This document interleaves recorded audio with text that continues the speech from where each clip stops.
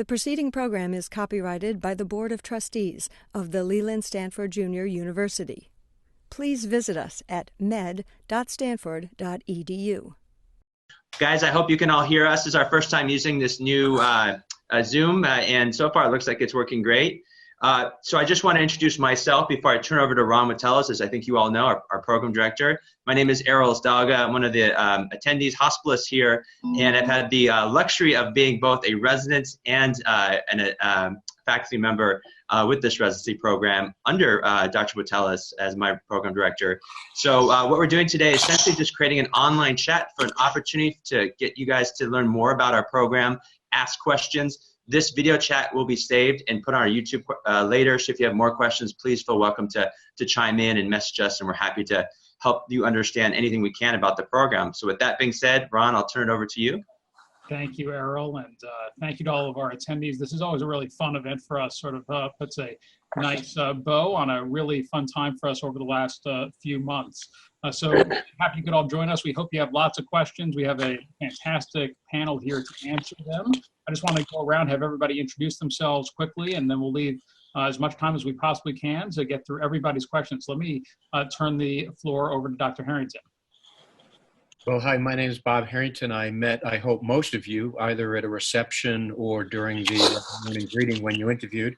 We're delighted to also have this opportunity to be able to discuss the program with you, the Department of Medicine, Stanford University, any of the topics you think that any one of us might be helpful with. With that, I'll turn it over to Neera Ahuja, our Chief of Hospital Medicine. Thanks, Bob. Hi, I'm one of the Associate Program Directors. Excited to have you here today and oversee the General Medicine wards, which is where you'll be doing a lot of your inpatient training at Stanford. I'll turn it over now to Angela Rodgers, who's also one of our Associate Program Directors. Hi, everyone. It's Angela. I'm excited to hear what you have to ask us about our program. As Neera mentioned, I'm one of the Associate Program Directors here. I work in the intensive care unit, so could field any questions about the ICU and critical care training experience. I'm also on a K-23 grant, so I like to talk a lot about the research exposure here at Stanford. And with that, I'll pass things over to Ashish, who is one of our chief residents this year. Hi all, welcome. I think I met most of you when you were visiting. I'm very excited to chat with everybody again. And as you know, at the end of my chief year, I'm going into cardiology. I'll be staying at Stanford, so happy to answer any questions about the process. And with that, let me turn it over to Wendy, who's one of our other associate program directors. Hi, good afternoon, everyone. My name is Wendy Cáceres. Like Errol, I also was a resident of this program, and now I'm one of the associate program directors. I'm a primary care doctor. I can talk a lot about the outpatient setting with any of you, and also one of the faculty advisors for a GME-wide diversity committee. So with that, I'll turn it over to Rebecca Tisdale. Hi everyone, I'm Becca Tisdale. I'm one of the current second-year residents, and I am in the global health track and planning to combine my interest in global health and cardiology going forward. I think I'm turning over to Okay. Yes, you are. Hi guys, my name is Olufalari Oki. I'm an intern in the medicine department. So I'll be probably the one that can answer most of your questions about what intern year feels like. I'm about halfway through. I'm excited to have you guys take over my position in the next few months. I think I'm the last one. Yes. I'm Amy. I'm also a second year resident from Arizona. Went to Northwestern Chicago for med school. Here interested in rheumatology and also clinical teaching. So excited to answer any questions you guys have. Great. Errol, do you want to maybe just go through the quick logistics for everybody for how to submit questions? Yeah, thanks. You guys should have a button you'll be able to see where you can ask a question. And we definitely, our main goal today is to be able to answer any of your questions and talk about the program. So if you're having any problems or any logistical issues whatsoever, please do feel welcome to shoot me a message. I'll send it to everybody. I'm going to email. You should have gotten it when you signed up as well, but it's elsdaga@stanford.edu, and I'm sending it also to everybody here. You should be able to see that. But we're going to slowly start with questions very soon. And that's basically it. So there's a question and answer function for you guys, and then we'll be going around. Ron's going to either answer questions or choose one of our panelists to answer the questions for you guys. So I'll answer the easy ones. The hard ones I'm going to hand off. I'm waiting for the first. We'll give it a second, and if not, and I'm seeing for everybody's view, you should see it at the top left. You see a Q&A little thing, and then you click on that, and a screen should pop out, and you can answer put your question in there. You can send it anonymously, but we welcome you to know who's asking what question. So please feel welcome to ask anything. While we're waiting for it to come in, I know something that I got many questions about during the interview season was about the new hospital, and thought maybe Dr. Harrington or maybe Nira, who's been very involved, could speak a little bit about what we expect with that. Sure, yeah, I'm happy to take the initial stab, and Dr. Harrington, please feel free to fill in. So we are so excited. It's supposed to be around mid-2019, brand new hospital with private rooms so that patients can really have that patient-centered experience, 13-foot glass windows so that they get to oversee the beautiful outdoors, over 2.3 acres of garden landscape with the hospital for wellness for both the patient and their family members. And then obviously for the house staff, good working environments to get the work done, to see patients, to have some efficiency with your work with lots of computers in the patient's room that face the patient themselves. And I've been told it's really great in the new cafeteria. As Nira said, we're excited about the move to the new hospital, which will be sometime in the second half of 2019. We hope the building will actually be finished either late 18 or early 19, and then go through all the requisite licensing, et cetera, from the state. It will be, as Nira has indicated, a technology advanced hospital. We'll be increasing our ICU capacity from 60-something beds to 110, increasing our OR footprint, our catheterization and angiography rooms, as well as just increasing the overall amount of space we have for clinical care. Given that our hospital, as Nira knows well, runs on any given day at 100% occupancy, we're anxiously awaiting the opening of this. We've had a bit of a preview for how good a new hospital can be because our children's hospital, which is right next door to us, just opened in December, our new children's hospital, and it's absolutely spectacular. So a lot of good things coming in the clinical front in terms of a place to care for patients. And that will also be mirrored over the next couple of years, opening in 19, brand new science building called the Biomedical Innovations Building, where Department of Medicine will have a nice presence. And then the Clinical Academic Medicine Building, which is more for dry lab clinical researchers and clinicians located across the street from the pediatric hospital. So you'll see a lot of new things over the course of the next couple of years on campus. Great. So some questions beginning to come in, so thanks. And again, please, everybody who's attending, please feel free to fire any questions you have, and we'll answer them for the benefit of the group. Let me take this one. How much flexibility does a resident have in their schedule in order to do more months at Santa Clara Valley Medical Center if desired?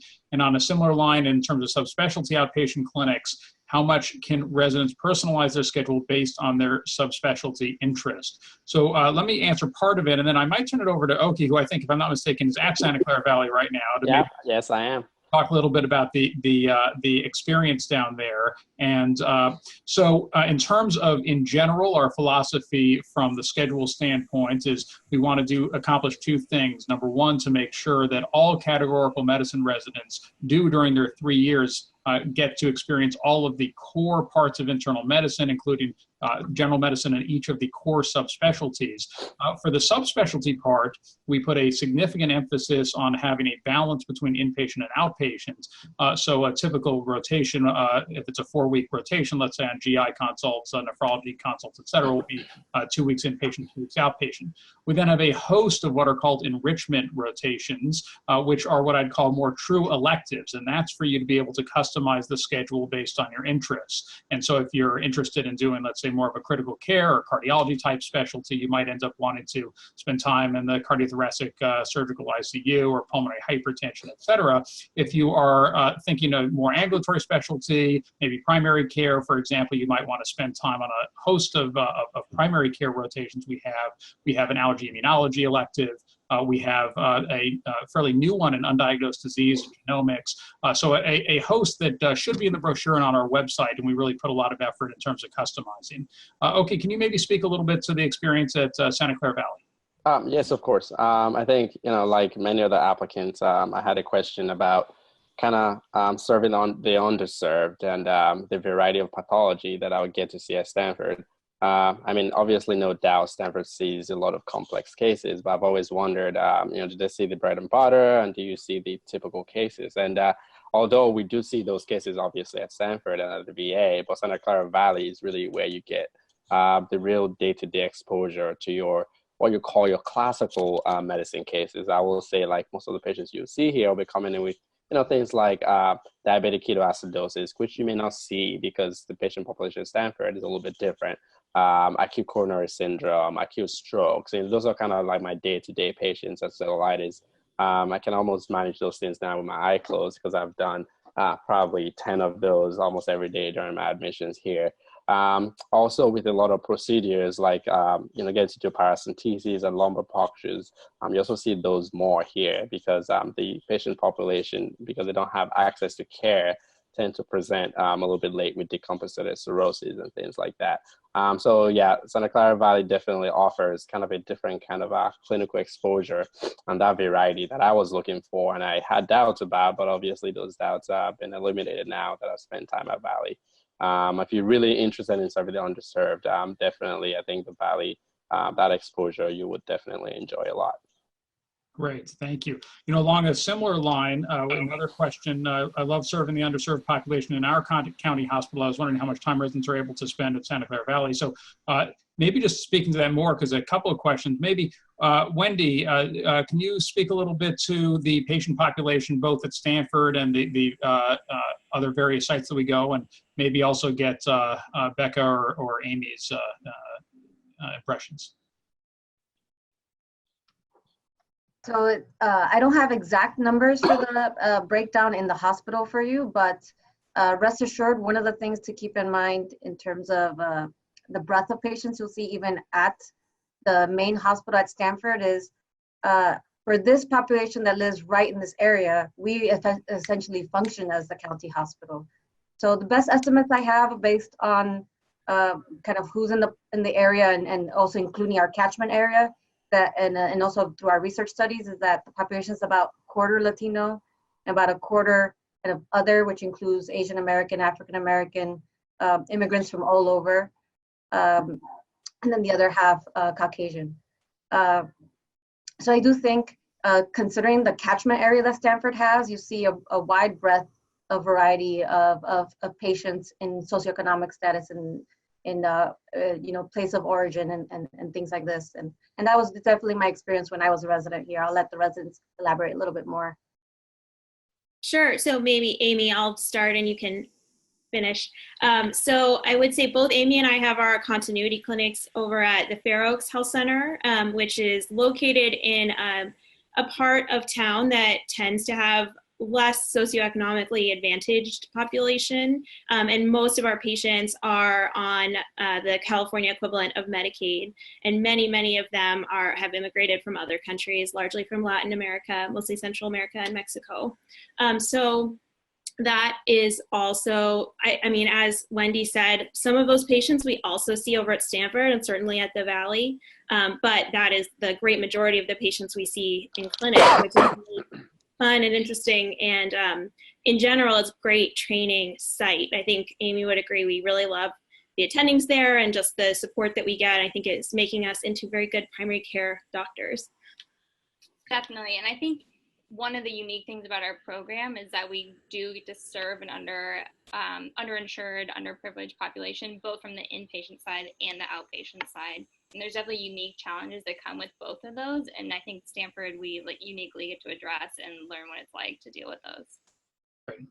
Okay, we can see who the important ones here are. To the house staff and chief resident on the panel, could you please speak a little to the level of autonomy residents have and how that grows throughout the 3 years? Great question. So I'll take this one.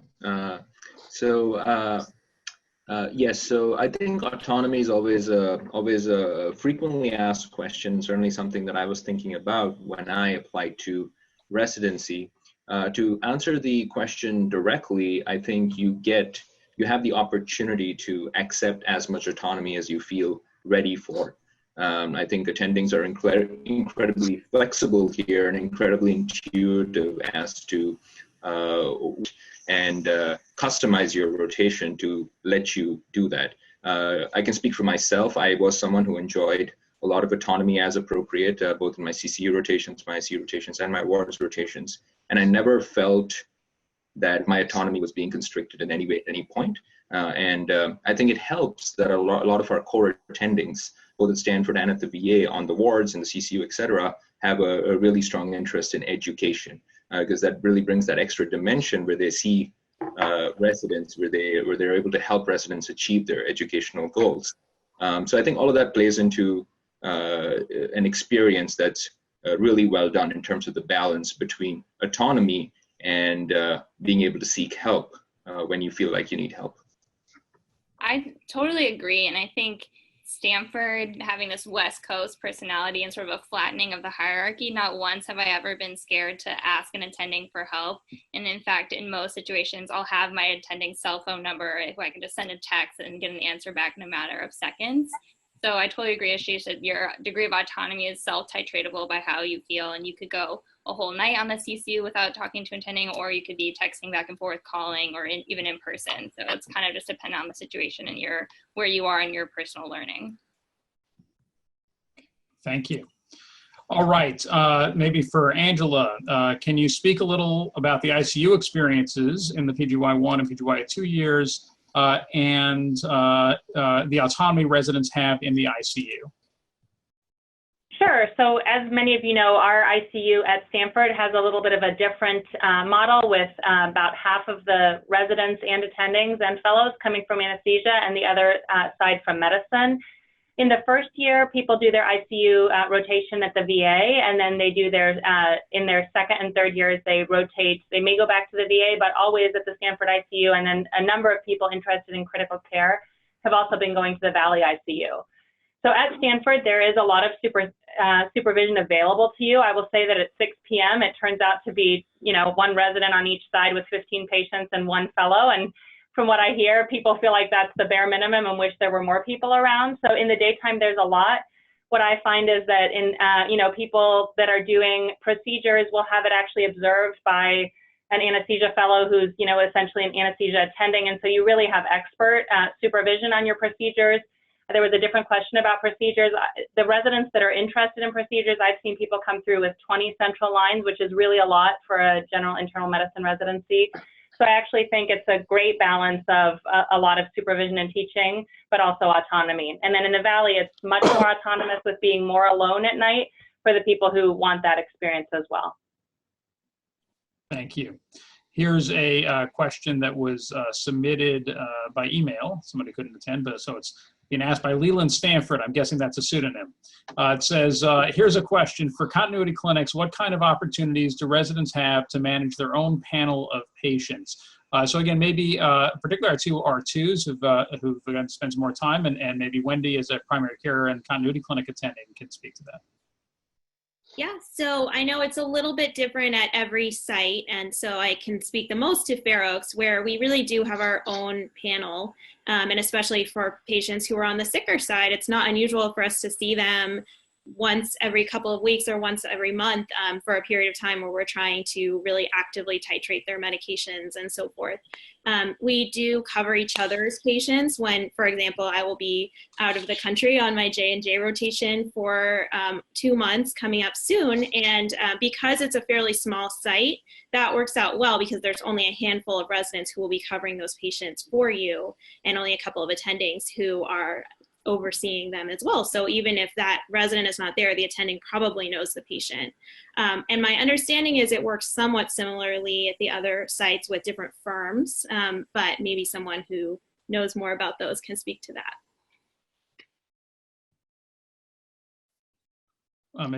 Sorry, go ahead. Wendy or Amy, do you have any thoughts?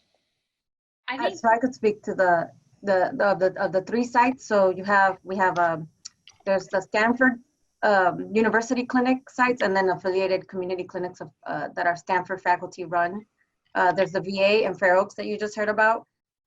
All the sites have some sort of mechanism to help improve continuity. Whether, like Becca mentioned, they're pretty small, so they essentially function with covering each other's patients when one of them is off at, say, J&J, like you mentioned. But both Stanford and the VA have firm systems in which residents are in a group with 3 other residents going from first through third years with a faculty mentor, and each has their own panel, but they also get to know the active patients on each other's panels and are able to provide continuity that way. I think for the most part, most residents do enter residency with a panel. Since we're starting a couple of new sites, that's where they're building up their own panels, but by next year, those should be all full as well.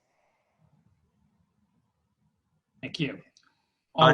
Ron, can I just a quick announcement for those of you who are calling in? If you want, I'm just going to briefly tell you my phone number. You can text me questions. Some of you have emailed me questions, and I'll post it. And that's me, Leland Stanford, posting the question. And I'll put your name down too if you want me to. So my phone number, if you're on the phone, you can't email me because you're not near the computer. 408-307-9026. Once again, 408-307-9026. Feel free to text me a question or email it over to me. I did send it through the chat in case you guys can see that. Thanks, Ron.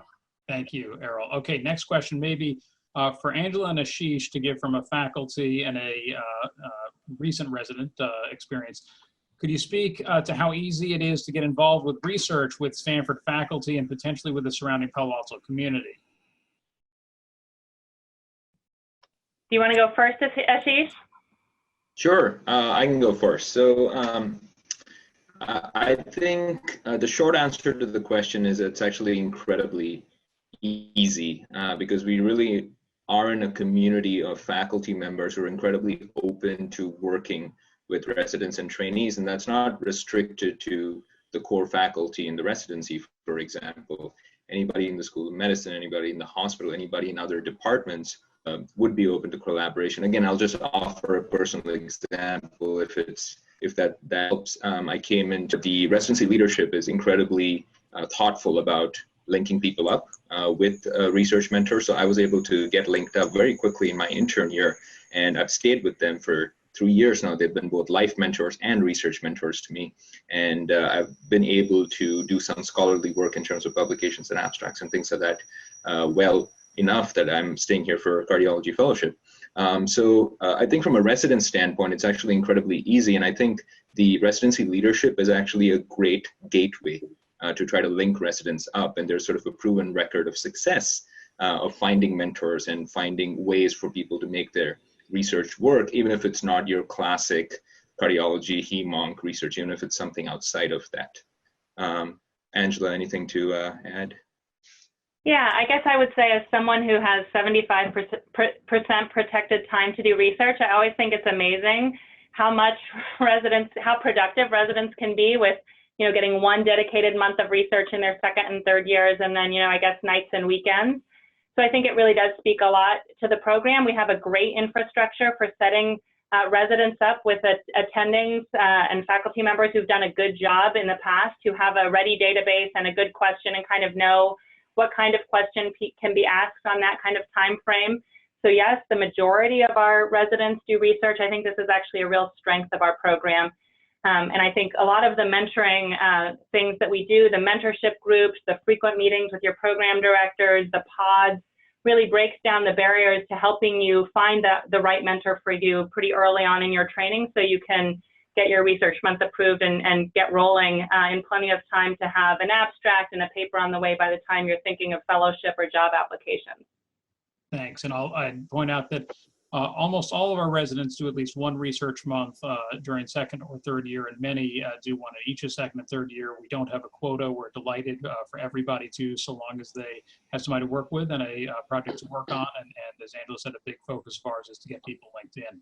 Actually, on the research front, let me keep the theme going with this question about the ABIM research pathway. It said, provided that the leadership feels the clinical standards have been met, does any categorical resident who is not part of TIP, which is our physician scientist program have the opportunity to short track if they want to, or is this decision made on a case-by-case basis? If residents choose to short track, can they choose to apply out? So the latter answer is very simple, which is yes. Certainly anybody, whether short tracking, not short tracking, can apply to any programs, not committed to Stanford, despite we have some great fellowship programs.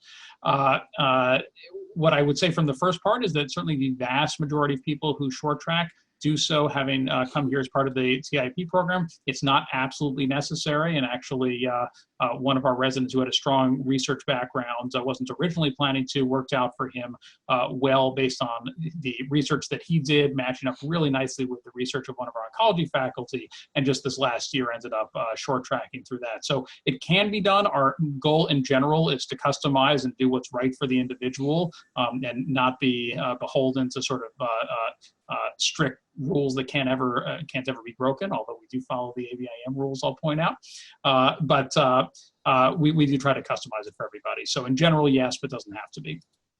Let me move on to the next. Can you talk a little bit about the balance between inpatient and outpatient time during the 3 years? I'll give my brief thoughts and then can open it up to others. So, you know, we've put a lot of thought into this. I think that from a large picture standpoint, traditionally internal medicine residencies have been too inpatient focused for a specialty that really spans the gamut from ambulatory primary care all the way to critical care. And so we have it structured where year one is heavy on the inpatient side, but then gets progressively less so second and third year. So in second year, it's about half and half.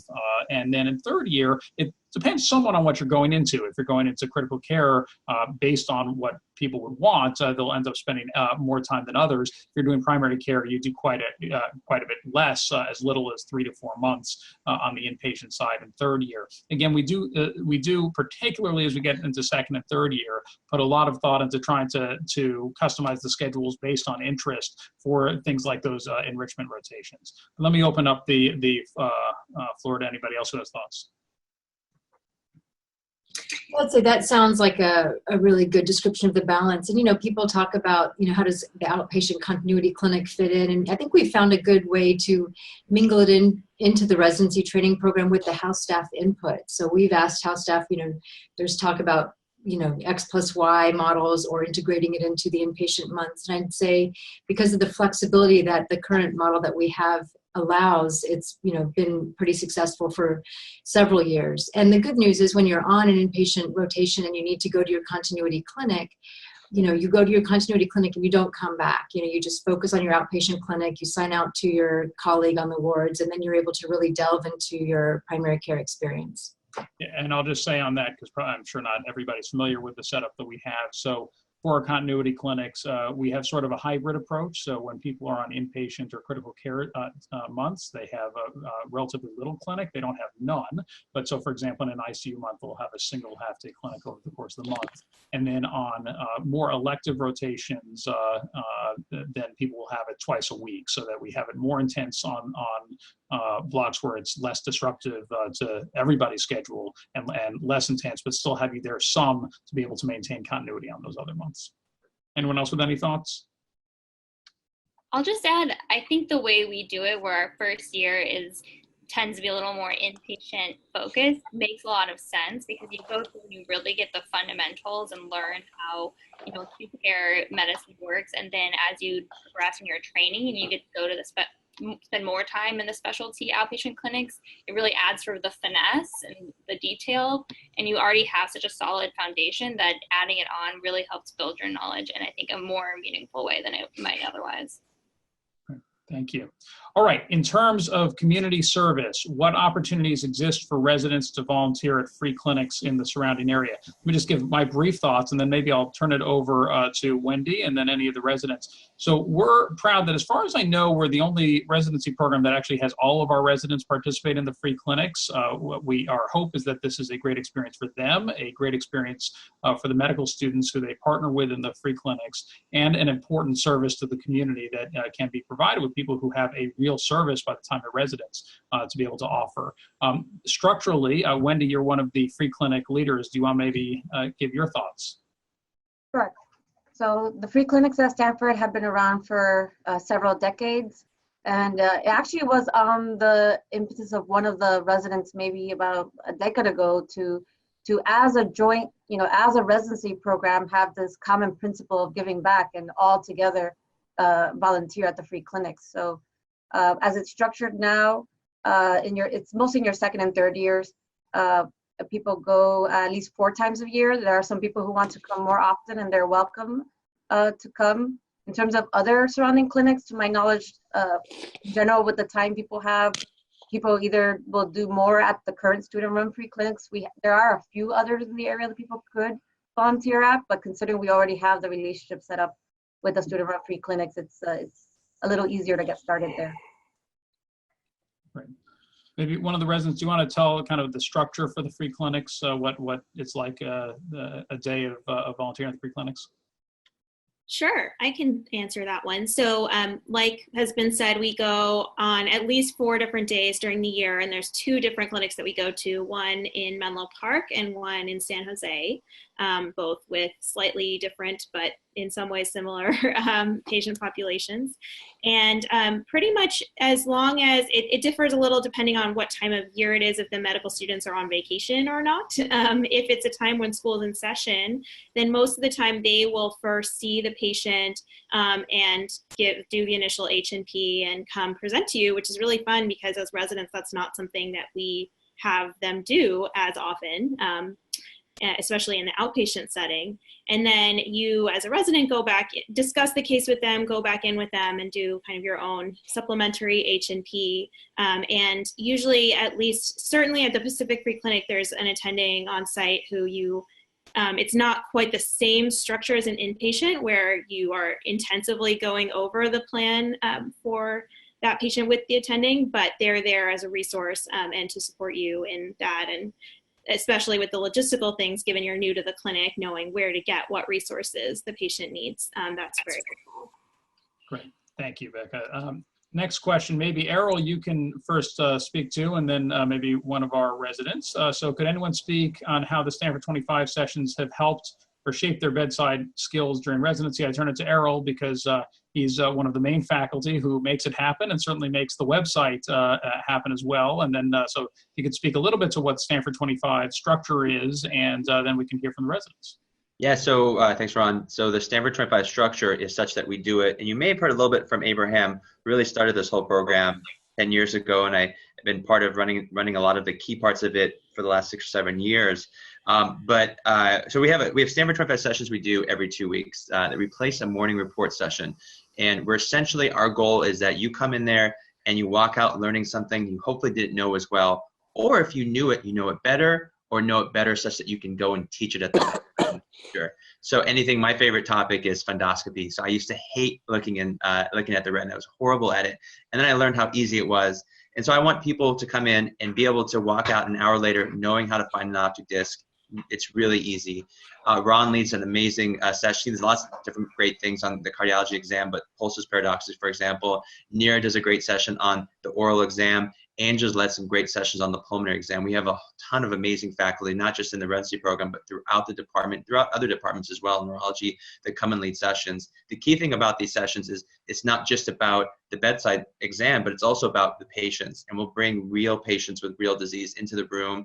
And, you know, a lot of times you won't get the opportunity to do this in any program because you're running around the wards, you're busy, maybe you don't have this certain exam findings. So we go and find those exam findings and bring them to the room for you, and then we learn how to do the exam together. One of the things we're working on doing the challenges is it's such a labor-intensive thing to set up. Over the course of the years, the residents will hopefully see all the sessions. Part of it is we're also going to emphasize all the things we teach in the classroom at the bedside and during wards as well.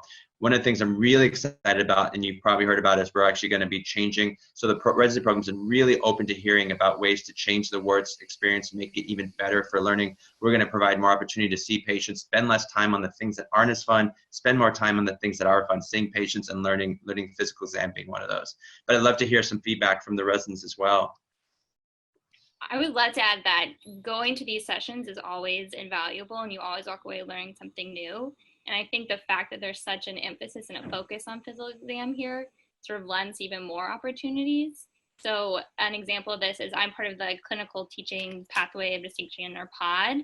And through this POD and faculty mentorship, I actually was able to apply, and they sponsored a scholarship for me to go to a physical medicine symposium put on by the Stanford 25 people, which brought people from all over the country who had an interest in the physical exam and how to teach it. And so I was able to go to this session and sort of meet people with like-minded goals and really delve into the physical exam. And it just really opens doors that you might not otherwise have. Thank you. I'd add to just that sometimes those subspecialists from other specialties, sometimes those are the most helpful finding or sessions, because we don't necessarily do those exam maneuvers every day. But I can think of ones, I mean, the fundoscopy one, having people from ophtho is really helpful. Like nail bed capillaroscopy, there are all these things that I would never have really felt comfortable integrating into my practice, that because of those sessions, I at least I'm familiar with them. Helpful to see them in first, second, and probably later third year too, to reinforce that knowledge. But it really does add to what I came in with from med school. Yeah, thanks, Becca. One of the favorite sessions for Men's here is the dermatology one. We have an actual dermatologist who come in with their patients. And, we see all these skin rashes for years. And a lot of times we're wondering, well, what the heck was a lot of things we didn't see, or how to describe it. And literally they'll go over it's great. Any patient, even all of us, we all have little findings, and they'll go over everything and explain to you what the diagnosis is, but more importantly, how they arrived at diagnosis. And it really isn't that challenging when someone breaks it down for you. It's a lot of cool things you learn. Great. Thank you, everyone. So for Dr. Harrington, I think they left out in 60 seconds or less. What's your overarching vision for the Department of Medicine? I'll go quickly. There's 4 points to it. Number 1, invest in science. We are a science-focused department in addition to clinical care. And so we want to make sure that in education, we want to make sure that we're focusing on science. Number 2, elevate and have a great culture of clinical care. And you've been hearing a lot about that. Number 3 is dealing with the connection of science to clinical medicine. And number 4 is the education imperative. So we want to have a department that's great in clinical medicine, a department that is great in science, and a department that's really leading the training of the next generation. Did I make it? Unbelievable. There you go. With 15 seconds to spare. All right. What opportunities exist for residents, especially in PGY2 in 3 years, to get involved with the education of medical students? Maybe Ashish or any of our current residents can speak to that.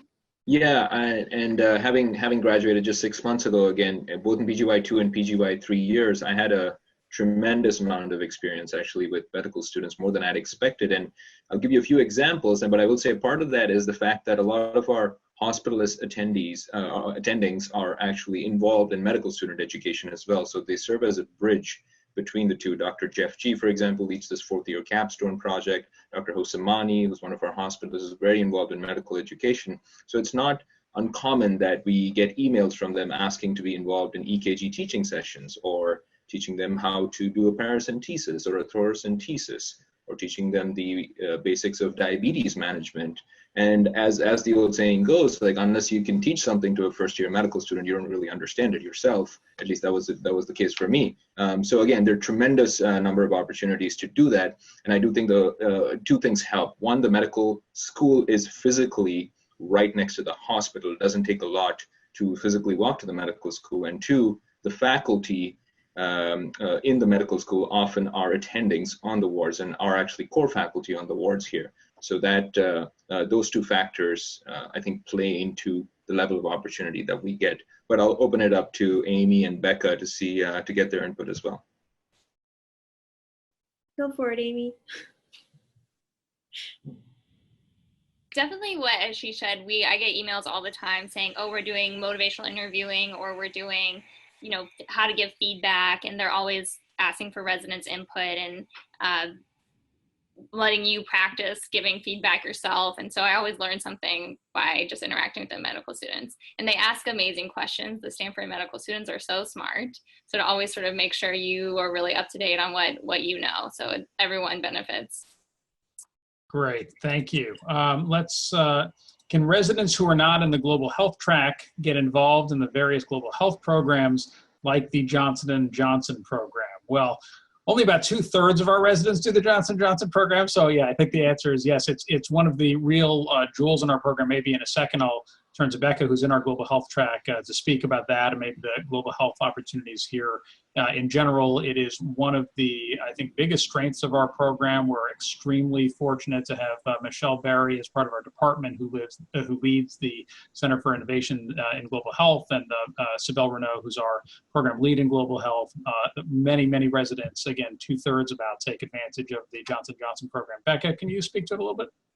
Sure. So the global health emphasis here is one of the big things that drew me back to Stanford. I did undergrad here, and then just knowing what the culture was like and how closely the hospital, medical center, everything, medical school, and the rest of the university are joined on this is a huge strength. The Center for Innovation in Global Health just reaches so many different departments across the entire university. And one of Michelle Barry's the greatest thing about her is how good she is at connecting people across all of these different departments. So then I think this speaks to the research question as well. If you can dream of a research question related to global health in any way, there is probably someone at Stanford working on that who would be excited to work on it with you. So that's kind of my global assessment of it. But and when it comes to how that actually impacts us as residents, there's the global health pod, which is distinct from the track. So you can be in the pod, pathway of distinction, without being in the track. And that brings, from time to time, there's these pod lunches happen for all the different pods, but for global health, they bring different speakers from across the university and global health at large to talk about what they're doing. And some of them are outside of internal medicine even. We had a really cool neurology faculty member come recently and talk about how she started this stroke specific service in a hospital in Zimbabwe that we work with. That kind of thing. And journal clubs happen. You do not have to be in the track to participate in that. Those are at Michelle Barry's house usually. And one of the global health track residents will put this together every time. I did mine recently, and Dr. Harrington was our honored guest about global health cardiology. And then, of course, the Johnson & Johnson program, we've already talked about some, but it's just such a unique way to get involved in global health, something that very few other residency programs had when I was looking. And it just makes it so streamlined to have a really high quality, longitudinal, in terms of the involvement between Stanford and the sites, program where you know you're going to learn so much without having to go above and beyond logistically as a resident setting that up. Great, thank you. And just probably most people remember, but for those who don't, the Johnson & Johnson program, it's 6-week rotations overseas. We have a number of sites. It's sites throughout the world, Africa, South America, site in Borneo, and they're all very different, inpatient versus ambulatory, what diseases are the main diseases you'll see, et cetera. So depending on your interest, you can pretty much always have a site that I think would be of interest to you. All right, let's move on to the next. This is a straightforward enough question. Are there any moonlighting opportunities for senior residents? Maybe Ashish, do you want to speak to that? Yes, I guess the short answer is yes. And even recently, a more sort of unique moonlighting opportunity presented itself in the form of Valley Care, which is sort of a Stanford affiliated site in the East Bay who are adopting this new electronic medical record system, and they were looking for physicians or residents to help with that transition. So actually some of our third-year residents signed up for that as a moonlighting opportunity. So yes, the opportunities exist, and of course all moonlighting opportunities are approved by the GME office, as is always the case. And certainly our residents have taken advantage of these, even as recently as last week. Great, thank you. All right, we'll open this up to anybody who wants to answer. What's your favorite thing to do in Palo Alto? Eat. And Palo Alto, it definitely is a suburb, but it's a suburb unlike any other because the tech industry has brought so much youth and energy that with that, it's brought restaurants, it's brought activities. There's no shortage of fun things to do and eat. I would add, as a proud Palo Alto native, I think I agree with everything Amy said. And one of the big things, I went to medical school at Columbia, so I was in New York, very urban. And one of the things I was so happy to come back to was the easy access to the outdoors here. There's just beautiful preserves up and down the entire peninsula. You can get to the ocean in 40 minutes. And we can enjoy those things all year round. So that's a big thing for me. Okay, and your rare time off as an intern, also having come from New York, what's your experience been? I mean, yeah, definitely coming from New York City, the nightlife was very different there. So I was a little anxious, but Palo Alto actually has a lot of places to offer, you know, more like your classy bars and wine places that you can go. As interns, we have happy hours every Friday. I don't know if a lot of applicants actually know about this. And if you're on the geriatric rotation, you get to actually sponsor this and decide where to go. And we've gone to separate different places that are, you know, the experience has been great. Definitely don't want to tell my program directors and the chairman about our experiences, but it's something that we enjoy doing every Friday. And definitely there are lots of cool places to go in Palo Alto. Great. Mira, you also came from out of town, and I know have taken advantage of a lot of what the Bay Area has to offer. Do you have any thoughts? Yeah, absolutely. Some of the best fitness and yoga classes I've ever taken have been in this area. If you like yoga, there's some great studios. And then right afterwards, they're the best restaurants right next door to go eat at, as Amy and the team have said. But I think being outdoors is amazing. I came from Texas where it was hot and humid and flat, and just to be able to walk and hike the Dish, you know, right after work, and know that there's graduate students and engineering students and law students right next to you, it's just a very invigorating feel to be outdoors on campus. Thank you. All right. Hi, for the residents, what was it like finding housing and moving to Palo Alto? Yeah, I can definitely talk to that.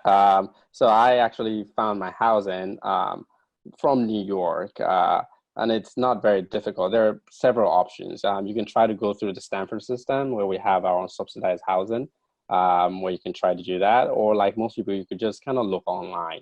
I would say using Palo Alto as a center, most people either leave a little bit further up north as far as Redwood City, very few in San Francisco, and then south, mostly in the Mountain View area, very few going further south to San Jose. So we have, if you go on the GME website, the housing website, they actually have links that can help you very easily with finding housing. And as the time gets closer after you match here, there'll be emails going out about other residents moving out, and those actually happen to be the cheapest. So you want to get on those really quickly for resident transition, and you can get their places. So finding housing actually has not been an issue. And if you guys don't know this, we also get $500 a month if you're worried about the rent. Coming from New York, rent was very expensive, and Palo Alto is on the more expensive side. But with $500 stipend that we get, it actually brings the relative price pretty closer to some places in the Midwest and some places that you consider with very cheap. So overall, housing has not been an issue. I agree, and I would add that for me, I really wanted to be able to ride my bike to work and get that kind of built-in exercise and enjoy the outdoors a little more. And so I prioritized being closer to campus in Menlo Park, which a lot of residents live all around me.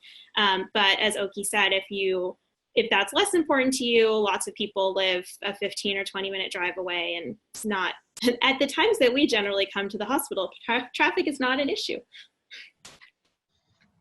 Great. All right. This one also would be for the residents, or Ashish could probably still count. What's one thing you learned about the Stanford Internal Medicine program or Stanford University only after arriving for residency? Maybe I'll jump in here. There we go. Yeah, thank you, Oki. So the honest answer is actually the patient population, the diversity of the patient population. I'm not from California. I'd never been here before except for residency interviews. So I wasn't quite sure what to expect fully. I had some idea from the interview day. But again, the patient population, both at the Stanford University Hospital and at the VA, is actually incredibly diverse. And I think that speaks to the diversity of the local Bay Area itself. But I was honestly pleasantly surprised at the level of diversity ethnic, socioeconomic. But Oki, do you want to jump in? Yeah, definitely. I think, for me, what surprised me the most, coming from, I think, once again, the East Coast, where relationship with the residents and attendants can be a little bit more hierarchical. I think for me, it's been how easy it has been to, be cool with your attendants, so to speak. It's been very nice to have attendants who are very willing to guide you through procedures, sit with you, guide you through it, laugh, give you feedback on a day-to-day basis. You can text them if you have questions, if your resident is in clinic. For me, I think that's been probably what I've been very surprised about. And I wasn't very much used to that.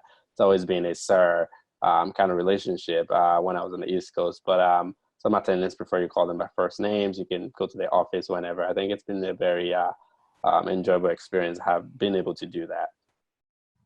And on a similar note, I think, for lack of a better word, I was surprised at how legit everyone is, my classmates included. So like Oki said, you're calling your attending by their first name, and then at the end of your rotation, you realize they invented some drug that you're using every day, or, wrote the seminal paper in some field. And so that's something I didn't know, and definitely still surprised me to this day, because everyone just seems so friendly and on your level. And then you realize, oh, you also invented the startup company that I know and use every day. That was fun. Yeah, I agree with everyone else. And I think that also that courteous, like more down to earth culture extends to other services as well for the most part. So I find it much more collegial here, calling consults and discussing patients with the people that are involved in our patients' care, either other physicians or other provider types. That tends to be really respectful and nice interactions. Great. Thank you. Let me move to this one. Can you describe how much continuity residents have with their patients in clinic? Spoke a little bit to this before, but maybe to expand on this again, any of the residents or Wendy, who's one of the clinic attendings? I could say on a typical day in clinic, maybe I'll see 4 to 5 patients, and probably 4 out of 5 or 3 out of 4 are patients I've seen before and know and have been working with in a long-term setting. So it's a really, just anecdotally, it's a high percentage. Most of the clinics, sorry, Oki. What I'll say is most of the clinics have procedures to, when patients call back in, they know that the priority is to schedule them back in with their own primary care physician that's in the EMR. The residents are listed as the primary care physicians, at least that's the Stanford. And as Amy mentioned, and when I attended the clinic, I noticed, which I'm actually going to do this afternoon, I noticed that most of the residents are seeing the majority of their own patients, if not their own patients and someone in their firm. Great, thank you. All right.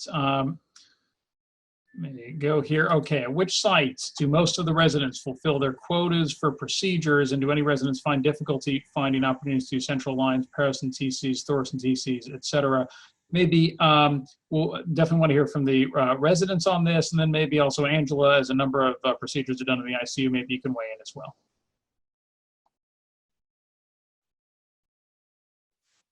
Who wants to lead off? I'll go.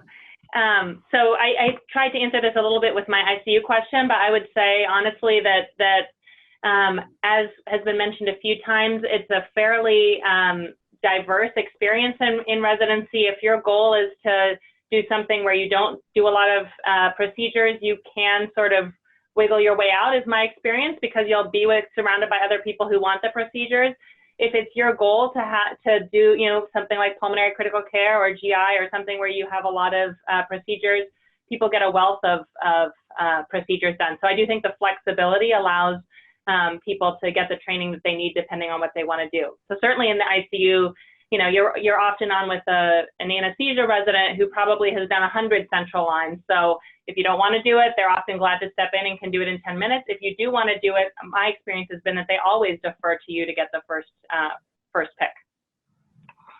I agree, and I think if when they're deferring to you, they're also willing to supervise you if you haven't gotten enough yet to be signed off on a given procedure. And I think Oki mentioned this earlier, but the Valley is a good place to get especially paracenteses and thoracenteses.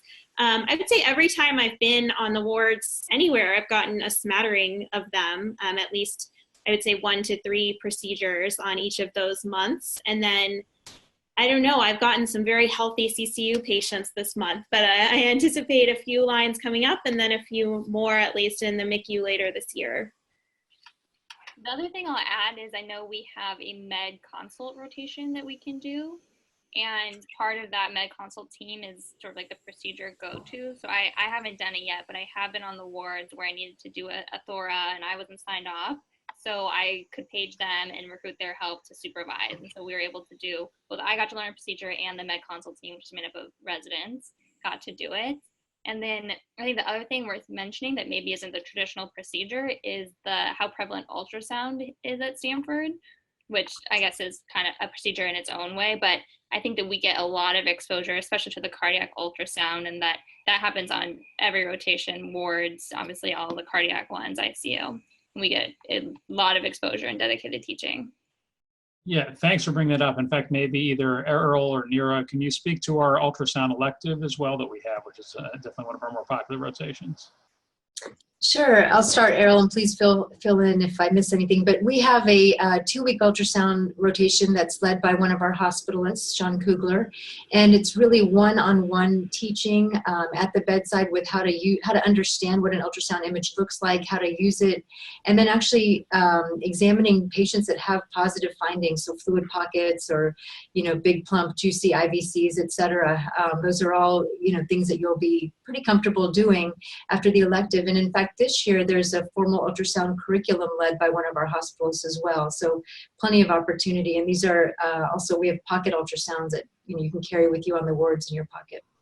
Yeah, just to add to that, having been on the wards now a lot the last few months, thanks to John and Andre Kumar, the other hospitalists, have been doing a lot of great teaching for our residents. We have so many great we have sonocytes, we have the new Philips Lumify, I carry around everywhere with me a V-scan thanks to John. We have tons, thanks to Neera getting us a bunch of ultrasounds. We have them everywhere, so it's never a problem of having the gadgets.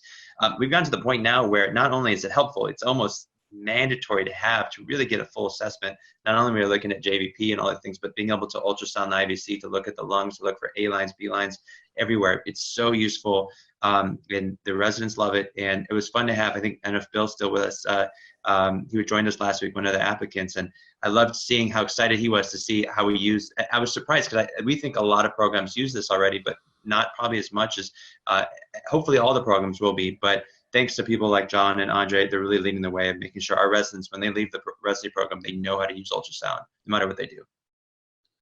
And it's part of the Stanford 25 as well, so we have dedicated sessions for it as well, bringing patients, and we have a lot of stuff online. Right. Abraham always likes to say he's not a Luddite, that yes. Ultrasound is one of the Stanford 25 as it brings people to the bedside. So, yeah. Okay, we're getting near the end. I want to be respectful of time, but definitely want to get to this one. One more question for residents. How is the balance between clinical work, documentation, managing discharges, following up orders, versus learning and teaching for inpatient and outpatient settings? I would say I can only really compare the experience at med school, which was, of course, one place, to our 3 institutions that we rotate at. But I think our support here in terms of case management, social work, and so forth is really, really excellent. I have developed very close relationships with the case managers. Going off service, we always have a huge hug. We work together so much with them, especially as a R2 now. We generally are the ones that will talk to those people throughout the day and try to free up time for the interns to be able to focus on patient care and having, goals of care conversations, those types of things that are more time intensive, patient-focused care activities. Of course, documentation is part of modern medicine, but I can say personally that has not been something for me that stands out in my mind as what I'm doing more than actually forming relationships with the patients I'm taking care of. And I think at Stanford, the general culture is not to just accept the status quo. So we sort of turn any time examining, how much time are residents doing notes, how much time are we doing dispo into a research project. So someone would give us trackers to see, do we spend most of our time at the bedside or at the computer? And then, can we modify that? Or a lot of residents do a quality improvement rotation. They'll ask questions about how we're doing things, how's the discharge process, and see what we can improve. So it's never just accepting, oh yeah, I have to spend 500% of my time on discharge. It's always modifying it and setting it. Great, thank you. Well, the 60 minutes, at least for me personally, I could say has flown by. Hopefully for everybody else. I want to be respectful for everybody's time. Maybe I can turn the floor over to Dr. Harrington for some closing thoughts from the department perspective. Well, we're excited having been through the interview season, but we're even more excited to go through the process of seeing who is going to end up here. We are fortunate that every single person who we spent time with on the interview trail is fantastic and would be an accomplished resident here at Stanford. We think that the future here of Stanford Medicine is incredibly exciting, and we look forward to welcoming some of you to campus next June. So good luck in the process. I know can be a stressful one, but I hope you have some fun with it too. And we look forward to seeing on match day who's going to end up where. So thanks for listening to this hour-long hangout. Thank you. And for applicants, hopefully you enjoyed this and we got questions answered for you. If there's any other questions, anything we can do to help you be able to make the best decision in the coming weeks, always feel free to reach out. We're happy to answer questions. Thank you for joining us, everyone. And just to add, if you want to relive the excitement that was this past hour, this will be on YouTube shortly, later tonight. You can throw more questions down there. Sorry we didn't get to everybody's questions. Feel free to email or actually put them in the comments and we'll make sure they get addressed. Thanks, guys. Thank you. Bye. Thank you. Bye-bye. Bye. The preceding program is copyrighted by the Board of Trustees of the Leland Stanford Junior University. Please visit us at med.stanford.edu.